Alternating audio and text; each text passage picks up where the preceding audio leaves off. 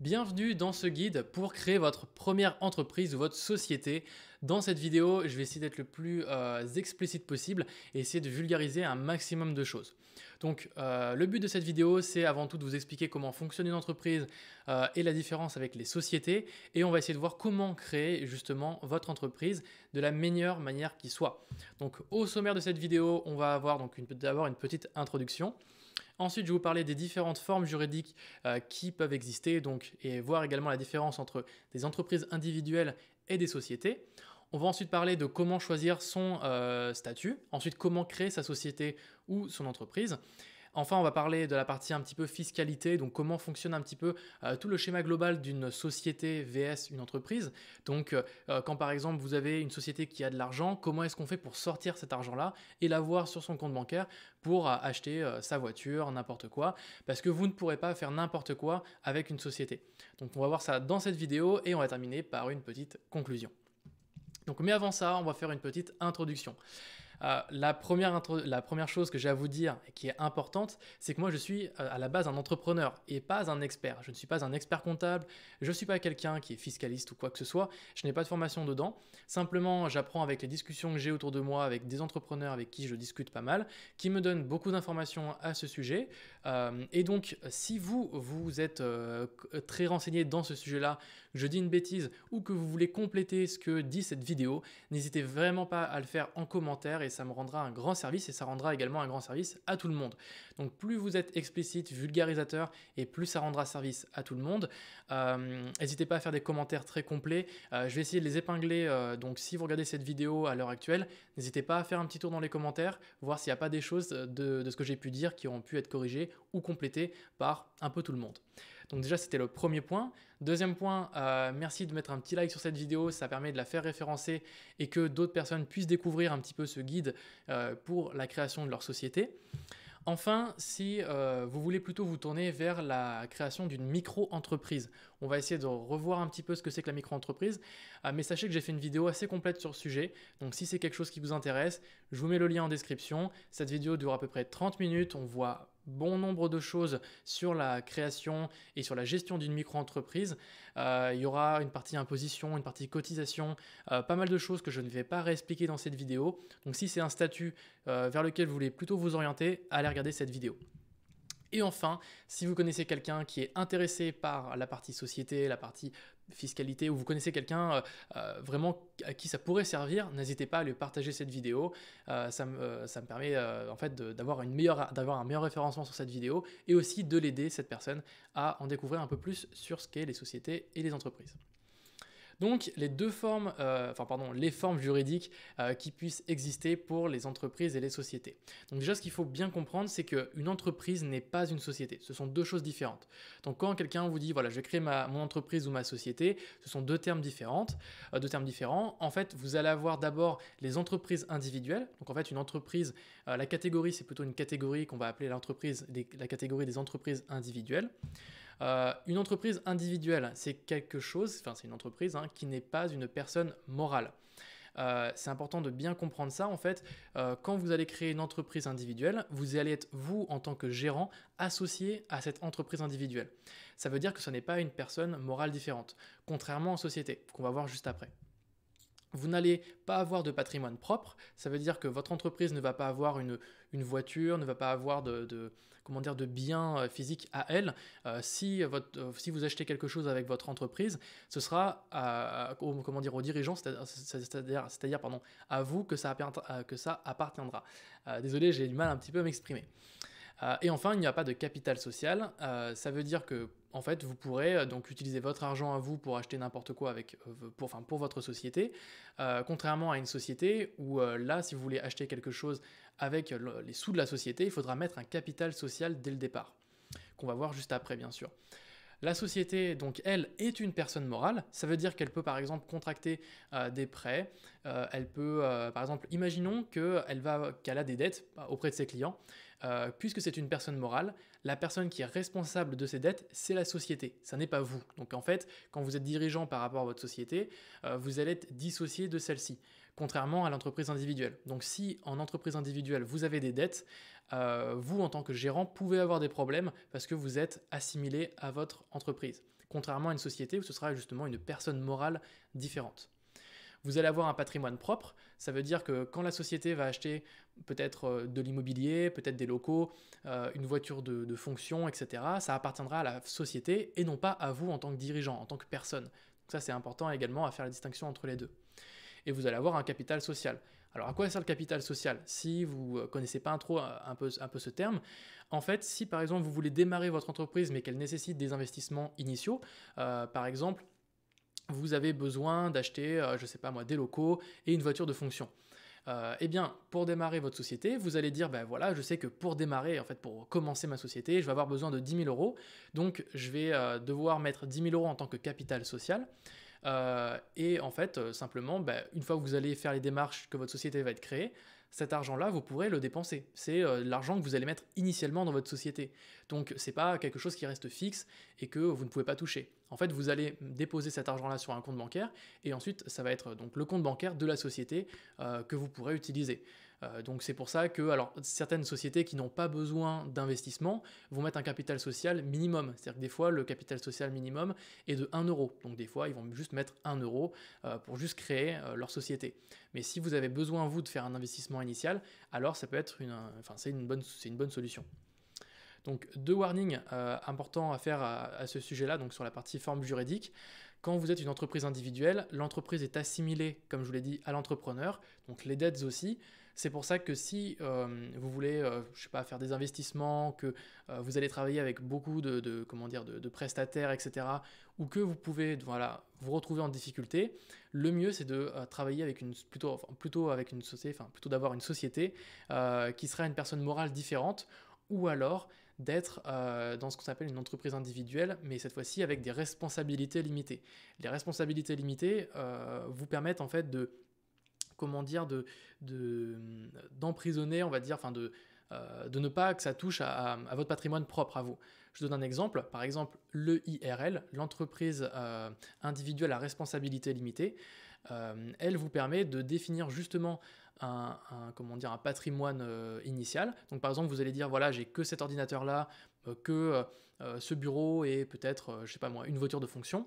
Et si vous avez des dettes, on ne peut pas vous prendre plus que ce que vous avez déclaré. Et ça, on va le voir juste après.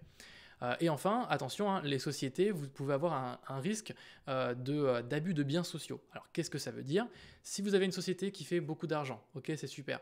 Maintenant, la société a beaucoup d'argent, pas vous en tant que personne. Et votre société, par exemple, va acheter une voiture, va peut-être acheter un appartement, une maison, n'importe quoi. Il faut que ce que vous achetez avec votre société ait un intérêt pour la société, donc un intérêt commercial. Si cette société achète une maison au Portugal et que c'est que pour le dirigeant, pour qu'il puisse partir en vacances, etc., là on va dire qu'il y a abus de biens sociaux, puisque ce sont des biens qui appartiennent à la société, puisque c'est une personne morale, et non pas au dirigeant. Alors pourquoi est-ce que c'est que le dirigeant qui profite de ces biens-là? Donc il faut bien faire attention à la distinction entre les biens de la société et les biens vous en tant que dirigeant.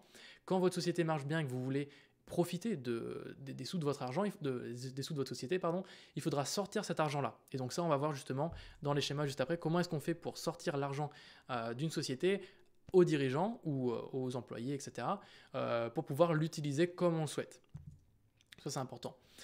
Alors, quelles sont les différentes entreprises individuelles? On va avoir l'entreprise individuelle elle-même. Donc, en fait, les entreprises individuelles sont une catégorie donc, en elle-même. Dedans, vous allez avoir l'entreprise individuelle, la EI. Ensuite, vous allez avoir la EIRL, entreprise individuelle à responsabilité limitée. Et vous allez avoir la micro-entreprise, qui est un petit peu particulière, puisque on va voir que le régime fiscal de celle-ci est un peu particulier par rapport à l'entreprise individuelle. Et attention, l'entreprise unipersonnelle à responsabilité limitée, l'EURL, est une société, non pas une entreprise individuelle. Au niveau des sociétés, donc on va avoir deux catégories, les sociétés commerciales et des sociétés civiques. Les sociétés commerciales, on va avoir la SARL, la SASU, la SAS, la SA, l'EURL, la SNC et d'autres. mais ça c'est les plus connus. Et enfin, donc les sociétés civiles comme la SCI ou la SCP, ce sont des formes qui ne nous intéressent pas, puisque nous, on veut faire plutôt du commerce avec notre société. Donc déjà, un grand merci à Shine, déjà avec qui je fais cette vidéo, mais avant tout, ils ont fait beaucoup d'articles sur les sociétés, la micro-entreprise, etc. Donc n'hésitez pas à faire un tour sur leur blog, et dans un de leurs articles, ils ont fait un petit tableau comparatif des différentes formes juridiques, donc c'est assez intéressant. On va pas le voir en détail parce qu'il y a pas mal d'informations, mais ce qu'il faut simplement retenir, et c'est là où j'ai envie de faire mon focus, ça va être surtout au niveau de la partie responsabilité des associés. Donc, vous, en tant si vous choisissez par exemple la forme juridique d'une entreprise individuelle, une EI, là vous allez avoir une responsabilité qui va être illimitée des associés. Ça veut dire qu'en gros, si vous avez des dettes avec votre entreprise individuelle, attention, ça peut toucher votre patrimoine personnel à vous en tant que dirigeant. Donc il faut faire attention. À moins que vous constituiez justement une EIRL, comme je vous l'ai dit, une entreprise individuelle à responsabilité limitée. Pareil pour l'EURL, entreprise unipersonnelle à responsabilité limitée. Là, dans ce cas-là, ça va être également limité. Donc moi, je pense que cette case est importante si vous travaillez avec des fournisseurs et que vous allez avoir beaucoup de gros clients, enfin pas forcément de gros clients, mais justement de gros prestataires, donc à qui vous devez de l'argent. C'est important de bien se protéger, donc à vous de faire attention. Ensuite, vous allez avoir la partie protection sociale du dirigeant qui est importante également. Si vous comptez sur votre société pour cotiser pour la retraite ou alors être assimilé comme un salarié et non pas comme un travailleur, ce qu'on appelle TNS, donc c'est travailleur non salarié, c'est ça. Donc ce sont des formes qui vont être différentes. Il y a beaucoup de détails sur ces sujets-là. Mais voilà, simplement pour vous notifier qu'il y a des différences à ce niveau-là. Également aussi au niveau de la gouvernance. Bon, si vous regardez cette vidéo-là, c'est que sûrement vous êtes indépendant, mais sachez que vous pouvez avoir plusieurs associés et que certaines formes juridiques ne vous permettent pas d'avoir plusieurs associés, notamment l'EURL par exemple. Après, on peut évoluer de statut, c'est-à-dire que vous pouvez commencer en SASU et passer en SAS, donc en SAS, après, c'est-à-dire du coup avoir plus d'associés. Bon, ça c'est des cas un petit peu particuliers. Également, vous allez avoir la case statut qui est importante. Donc les statuts, c'est une case administrative un peu plus lourde à faire. Donc si vous voulez pas trop vous embêter avec la partie administrative, peut-être que l'entreprise individuelle sera une bonne solution pour vous. Donc voilà, il y a encore pas mal de choses à regarder. Donc ça, c'est des cases que je vous laisserai le soin de regarder, de jeter un œil. Et enfin, dernière case importante, c'est la partie régime fiscal de l'entreprise. Donc vous allez avoir deux catégories, la catégorie impôt sur le revenu et la catégorie impôt sur les sociétés. Ce sont deux catégories différentes. Vous allez avoir une des deux parties qui va être, appliquée automatiquement, entre guillemets. Si vous êtes en entreprise individuelle, ça va être par défaut l'impôt sur le revenu. En micro-entrepreneur, c'est l'impôt également sur le revenu. Par contre, quand vous allez passer en société, ça va être impôt sur les sociétés. Dans certains cas, on peut passer en impôt sur le revenu quand on est une société, mais il y a des conditions particulières. Je crois que ça ne s'applique pas, on peut l'appliquer, mais que 5 ans maximum. Enfin, il y a des choses particulières à ce niveau-là. Donc je vous laisse le soin de regarder un peu plus en détail tout ça. Avant de rentrer dans le vif du détail de la partie fiscalité et comment est-ce que l'argent circule entre les entreprises vs les sociétés, on va voir comment créer son statut, donc soit d'entreprise, soit de société. Donc moi, ce que je vous conseille pour choisir son statut, et après comment est-ce qu'on le crée, c'est d'aller sur monentreprise.fr. Donc ça, c'est un site qui a été fait par l'État, qui est très bien fait, et je crois que c'est l'un des meilleurs sites, enfin un très bon site en tout cas, qui est très explicite sur comment fonctionnent les sociétés. Vous avez des simulateurs dessus qui sont super. Et ce que je vous invite à faire, c'est que si vous ne savez pas encore ce que vous voulez créer comme société, vous êtes un peu perdu parmi tous ces termes, et que pour le moment, vous voulez juste voir qu'est-ce qui est le mieux pour moi, sans penser à la partie fiscale. Pour le moment, ce site, je pense que c'est vraiment l'un des meilleurs. Vous allez cliquer sur après créer une entreprise. Vous allez vous allez pouvoir démarrer une simulation. Moi, comme j'avais déjà fait, il faut que je revienne au début. Voilà. Donc, vous allez arriver sur cette question-là qui va être, est-ce que vous voulez définir un statut, donc seul ou à plusieurs? Imaginons que vous êtes micro-entrepreneur, que vous avez dépassé votre plafond de chiffre d'affaires et que vous voulez donc passer à un statut supérieur. Donc, nous, on est indépendant. Est-ce qu'on veut une entreprise individuelle ou une société? Globalement, c'est ce que je vous ai expliqué. En gros, l'entreprise individuelle, vous allez être associé à votre entreprise. Donc en fait, vous allez être la même personne morale. Ou alors, vous allez pouvoir créer une société, vous allez être une personne morale différente. Donc à vous de choisir. Par exemple, j'ai envie de choisir l'entreprise individuelle. Je clique sur OK.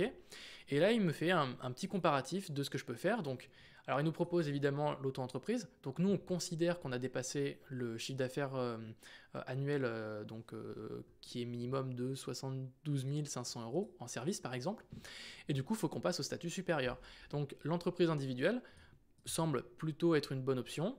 C'est une option qui me permet, alors bon, là, il y a pas mal d'informations, mais notamment, où est-ce que je voulais voir donc c'est quelque chose qui est fiscalement, comment dire, en termes de paperasse, on va dire, voilà, c'est pas très très lourd. En tout cas, c'est beaucoup moins lourd qu'une société type SAS ou SARL par exemple. Donc ce qui peut être pas mal, c'est de passer d'auto-entreprise à EI ou ERL, c'est pas mal. Et ce qui peut être assez intéressant, c'est que vous allez avoir, alors je sais pas exactement où est-ce que c'est renseigné, c'est ça, déduction des charges. Donc en tant que micro-entrepreneur, vous allez payer des cotisations sur votre chiffre d'affaires, alors que en tant qu'entreprise individuelle, vous allez pouvoir déduire vos charges et du coup payer vos cotisations que sur le montant de vos bénéfices. Donc là, ça va être beaucoup plus intéressant si vous avez beaucoup de charges. Donc moi, le cas où par exemple vous êtes auto-entrepreneur avec pas beaucoup de charges, le mieux c'est de rester auto-entrepreneur le plus longtemps possible. Voilà. Ensuite, il vous propose donc, est-ce que nous on veut finalement aller en entreprise individuelle ou auto-entrepreneur, entreprise individuelle, et ensuite il nous propose donc il nous propose les liens pour aller créer notre URL ou notre EI. Donc n'hésitez pas à faire un petit tour sur ce simulateur, ils expliquent assez bien le pourquoi du comment. Alors il n'y a pas trop de documentation, c'est ça qui est un petit peu dommage malheureusement, mais ça peut être assez cool pour avoir donc un petit guide à ce niveau-là. Sinon, je vous recommande la vidéo de Shine qu'ils ont fait à ce sujet. Donc c'est une petite vidéo qui est assez courte, alors c'est celle-ci. Voilà, je vous mettrai le lien également en description, qui vous explique en gros la différence entre en gros un petit peu tout ce que je vous explique. Et vous allez pouvoir donc choisir soit une entreprise individuelle, soit une société. Donc en gros ça reprend un petit peu ce que je peux vous dire, donc ça peut être sympa de croiser les informations. Et maintenant, comment créer son entreprise ou sa société?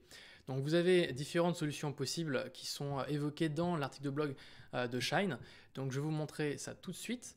Donc dans l'article de blog de Shine, Shine vous dit qu'en fait on peut créer sa société ou son entreprise chez le notaire, chez l'avocat, l'expert comptable ou d'autres solutions en ligne comme LegalTech par exemple, mais aussi avec Shine. Donc cette vidéo est en partenariat avec Shine et on a une offre un peu spéciale donc justement pour vous si ça vous intéresse de créer votre société, que je vous explique juste après.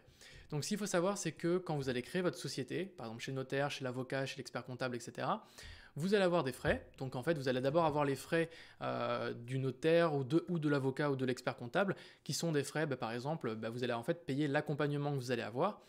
L'expert comptable va vous dire, je pense que le mieux c'est cette forme juridique parce que, chez le notaire ça va être pareil, l'avocat pareil.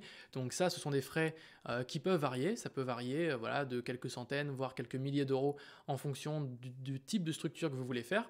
Et vous allez devoir payer également des frais légaux. Les frais légaux, ça va être par exemple la publication de du nom de votre entreprise dans un journal officiel. Je vais vous montrer ça juste après, justement en détail avec l'offre de Shine qui explicite un petit peu plus facilement ça. Donc ceci étant dit, ça c'est la solution possible. Donc si vous voulez vous faire accompagner, le mieux c'est de passer par ces solutions-là. Si par contre vous savez exactement ce que vous voulez faire, ce que vous voulez faire comme forme juridique d'entreprise ou de société, le plus simple c'est de passer par Shine. Donc justement, Shine c'est une banque en ligne, mais qui a une option qui a une offre qui s'appelle Shine Start, qui vous permet de créer les papiers de votre entreprise ou de votre future société. Et donc cette offre, c'est la suivante, elle coûte 238 € hors taxe, et vous avez moins 27% avec le code 10 Axel Paris, hors frais légaux. C'est important de noter ça, je vais vous expliquer pourquoi hors frais légaux et au final qu'est-ce qu'on paye en fait. C'est important de savoir ça. Alors déjà, quels sont les avantages de passer par cette offre-là? Donc l'offre avec Shine, l'avantage c'est qu'au lieu de payer différents interlocuteurs à différents moments, si vous passez par exemple chez l'avocat, vous allez devoir régler les frais d'avocat, puis par exemple vous allez devoir payer les frais pour ouvrir un compte bancaire, vous allez devoir payer les frais par exemple pour publier justement votre annonce dans le journal, peut-être que vous allez payer quelqu'un pour rédiger vos statuts, enfin bref, vous allez avoir plusieurs paiements échelonnés, ça va être un peu compliqué. Aujourd'hui, la promesse de Shine, c'est vous allez avoir un seul paiement unique, vous payez maintenant, et c'est tout ce que vous allez payer pour la création de votre société. Ensuite, l'autre avantage, et qui n'est pas des moindres, c'est que vous allez avoir un seul interlocuteur. Si aujourd'hui vous dites voilà, il faut que j'aille voir l'avocat, ensuite je ne sais pas vers quelle structure, organisme je dois me renseigner, etc. Voilà, vous vous embêtez pas, si vous passez par Shine, ce sera uniquement Shine avec qui vous allez discuter. Donc si vous avez des questions d'ordre juridique, etc., ils ont également des personnes qui peuvent vous répondre à vos questions. Mais l'avantage principal, c'est surtout que vous pourrez parler qu'à un seul interlocuteur. Ensuite, vous allez avoir un compte bancaire offert pendant 1 an. Donc en fait, Shine, de base, c'est une banque, hein. Donc vous allez avoir un compte bancaire pour votre société pendant 1 an.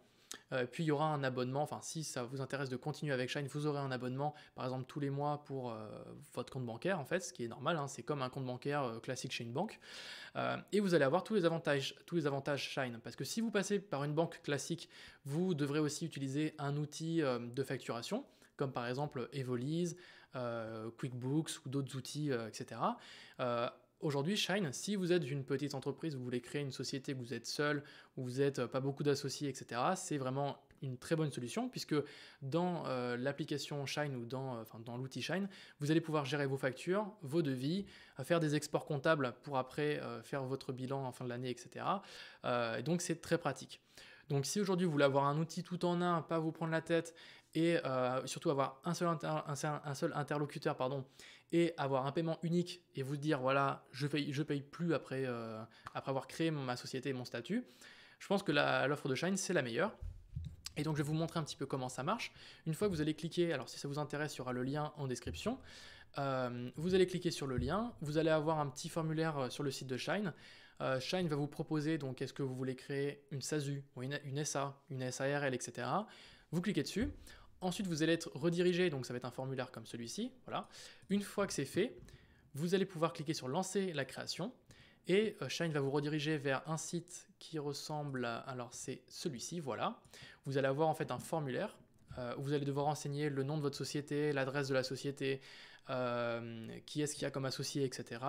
Une fois que c'est fait, vous allez arriver sur un bon de commande qui va être comme celui-ci, qui va détailler en fait tout ce que vous allez avoir. Donc vous allez avoir la partie, vous allez avoir une première partie de 119 € création standard. Donc là où je vous liste tout ce qu'il y a, donc il y a pas mal de choses.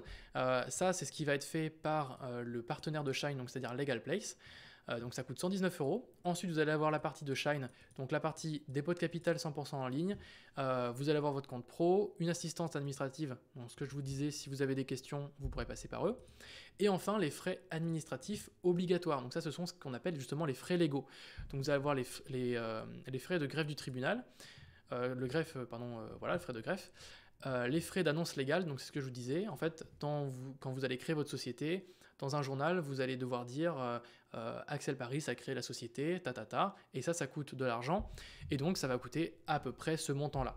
Donc vous allez vous retrouver à peu près avec un panier de 585 € à peu près, et donc si toutefois vous passez par cette offre-là, vous pouvez utiliser le code donc 10 Axel Paris, et là vous aurez 27 € de réduction. Donc sur le montant total. Et donc vous allez payer une seule fois dessus. Ensuite, qu'est-ce qui va se passer ? Vous allez avoir un lien pour vous inscrire chez Shine. Donc vous allez créer votre compte bancaire chez Shine. Vous allez avoir un IBAN temporaire. Sur cet IBAN-là, il faudra mettre le capital social de votre société, si vous créez une société. Donc vous allez mettre votre capital social.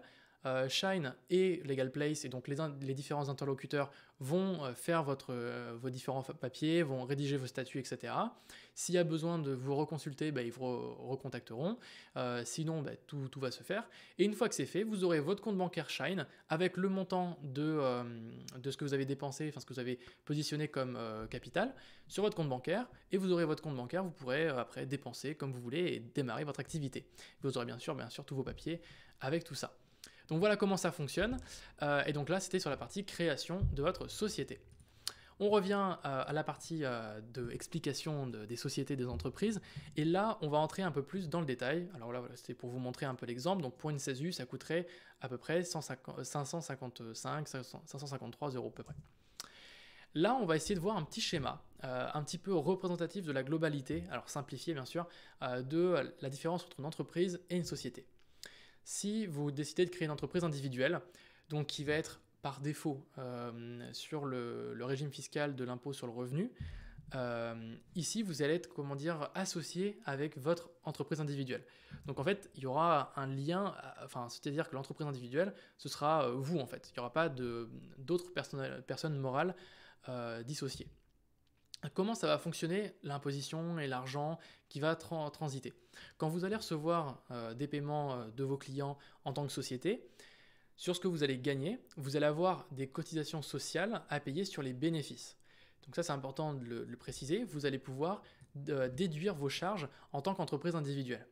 Attention, vous allez avoir un cas spécial pour les micro-entrepreneurs qui vont être sous le régime fiscal justement micro. Là, c'est un cas particulier où les cotisations sociales, comme vous êtes en micro, ça va être un pourcentage forfaitaire sur le chiffre d'affaires et non pas les bénéfices. Donc c'est pour ça qu'on dit que vous ne pouvez pas déduire vos charges quand vous êtes micro-entrepreneur. C'est parce que vous avez un pourcentage forfaitaire sur votre chiffre d'affaires. Alors que si vous êtes par exemple en EI, en entreprise individuelle, vous allez avoir des cotisations sociales sur les bénéfices. Et donc cet argent-là, une fois que vous avez payé ces cotisations ou sinon votre pourcentage forfaitaire sur votre chiffre d'affaires, va directement être votre argent. Donc là, avec cet argent-là, vous pourrez acheter une maison, acheter une voiture, vous faire plaisir, n'importe quoi, il n'y aura aucun problème. Évidemment, ce qui est important, c'est qu'à la fin de l'année, vous en tant que personne, vous allez avoir des impôts sur le revenu à payer, donc c'est une fois par an. Si vous êtes encore attaché au foyer fiscal de vos parents, vous n'avez pas encore fait de votre fiche d'imposition, mais chaque année, vous avez une fiche d'imposition à faire, et sur cette fiche d'imposition, il faudra noter donc tous les revenus que vous avez eus. Et donc, il faudra ajouter vos revenus en tant qu'entreprise individuelle sur cette fiche d'imposition. En tant que société, ça va être un petit peu différent, puisque là, vous allez avoir un régime fiscal donc, de l'impôt sur les sociétés, qui va être un petit peu différent. Donc là, comme on l'a vu, on va être dissocié de notre société. La société va être une personne morale différente de nous. Et donc, en fait, la société va avoir de l'argent, alors que nous, on ne va pas l'avoir. Donc en fait, il va falloir sortir cet argent-là de la société. Alors comment ça va fonctionner? En fait, vous allez avoir donc votre société qui va recevoir des paiements et de l'argent, et vous allez avoir donc un impôt sur les sociétés, sur les bénéfices. Donc en fait, imaginons vous faites 100 000 euros de chiffre d'affaires dans votre société, que vous avez 50 000 euros de charges, donc vous avez acheté une voiture, vous avez fait des dépenses, vous avez payé des prestataires, donc bref, vous avez payé 50 000 euros de charges. Il vous reste donc 50 000 euros, donc ça, ce sont 50 000 euros de bénéfices, et donc vous allez devoir payer un impôt sur les sociétés de ce montant-là. Donc vous allez voir, je vais vous montrer le barème juste après, à ce niveau-là. Et donc cet argent-là va rester dans la société, c'est l'argent de la société. Maintenant, si vous, en tant que personne, vous voulez vous faire plaisir et acheter une maison, acheter une voiture, etc., il faudra sortir cet argent de cette société par différents moyens. Les deux moyens qui existent, ce sont le salaire et les dividendes. Alors c'est un cas particulier, enfin je ne vais pas dire un cas particulier, mais c'est assez particulier puisque quand vous allez par exemple vouloir vous payer en salaire, c'est un petit peu compliqué parce que en fait, imaginons que vous voulez vous payer 1000 euros net en tant que salaire, ce qu'il va falloir prendre en compte, c'est que votre société va payer bien plus cher. Votre société, elle va avoir donc des charges, c'est ici que j'ai noté donc les charges, qui vont être des charges patronales, donc il y aura pas mal de choses à payer. En gros, ce qu'il faut se dire, c'est que si votre société, si par exemple vous voulez payer 1000 euros brut un salarié, donc par exemple vous, si vous êtes seul dans votre société, il faudra payer à peu près, je crois que c'est 50% à peu près en plus en tant que société. Donc si vous voulez payer 1000 euros brut quelqu'un, ou vous, vous allez devoir payer, enfin la société va devoir payer 1500 euros. Ensuite, vous, en tant que personne, donc en tant que dirigeant qui reçoit ces 1000 euros bruts, vous allez devoir payer des cotisations. Et donc là, vous allez devoir payer à peu près, je crois que c'est de l'ordre de 25%. C'est comme en fait quand on est salarié, vous avez donc un revenu brut, un revenu net. En général, c'est à peu près 25%, ça peut varier sur pas mal de points. Mais ce qu'il faut se dire, c'est que si la société paye à peu près 1500 euros, donc si vous sortez 1500 euros de votre société, vous, en tant que personne, vous allez recevoir à peu près 750, 800 euros. Donc ça peut varier pas mal de choses. Moi, je ne suis pas encore dans ce cas-là, mais de ce qu'on m'a raconté, enfin de ce qu'on m'a expliqué, les sociétés, ça marche comme ça. Et enfin, vous allez avoir donc une autre manière de gagner de l'argent, enfin de sortir de l'argent de votre société, ça va être via les dividendes. Les dividendes vont se verser une fois par an, donc c'est pour ça qu'il faut pas le louper souvent. Et ça va être donc taxé à 30%. Donc une fois que vous allez avoir votre société, imaginons, a fait un très gros chiffre d'affaires, vous allez gagner 100 000 euros à la fin de l'année de bénéfices, vous allez payer votre impôt sur les sociétés sur ces 100 000 euros justement.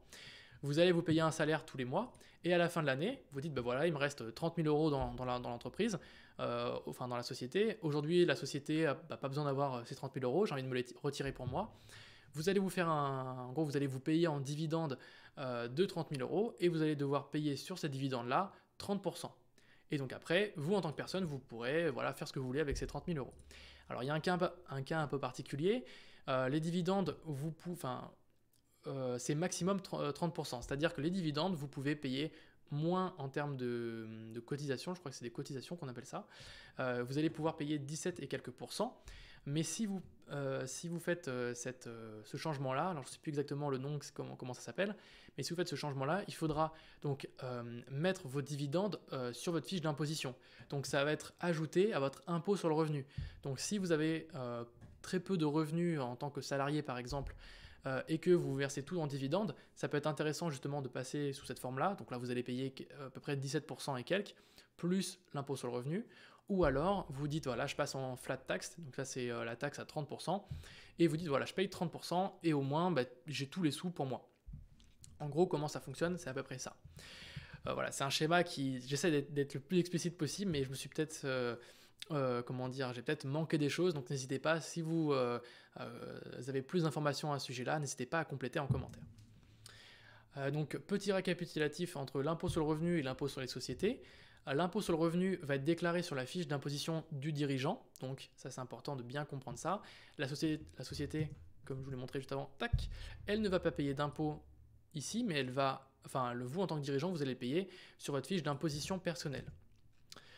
Ou des associés selon leur quote-part. Donc si vous êtes plusieurs associés en impôt sur le revenu, ce sera au prorata du quote-part de la quote-part de chacun des associés. Et forcément, ce sera donc appliqué au barème de l'impôt sur le revenu. Donc c'est à vous après de faire le calcul.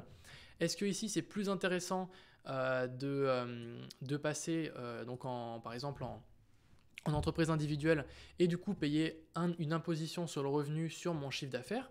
Ou est-ce qu'il vaut mieux pas plutôt passer en société, puisque j'ai beaucoup de charges, j'ai des employés, j'ai plein de choses à payer, etc. Et du coup, ne payer un impôt que sur les bénéfices? C'est une bonne question, il faut faire le calcul, forcément, donc en fonction de votre chiffre d'affaires que vous avez prévu de faire et de vos charges. Voilà. L'impôt sur les sociétés, donc en termes de chiffres, si vous faites, c'est comme sur l'impôt sur le revenu, ça va être un barème, pardon. Ou si vous payez si vous avez un bénéfice de moins de 38 120 euros, vous allez payer 15% sur cette première tranche, sur cette première partie, et ensuite entre 38 120 euros et 500 000 euros, vous allez payer à peu près 28%, parce qu'en fait chaque année ça bouge, donc là il faut revérifier le taux cette année, mais il est possible qu'en 2021, 2022, 2023, le taux bouge encore.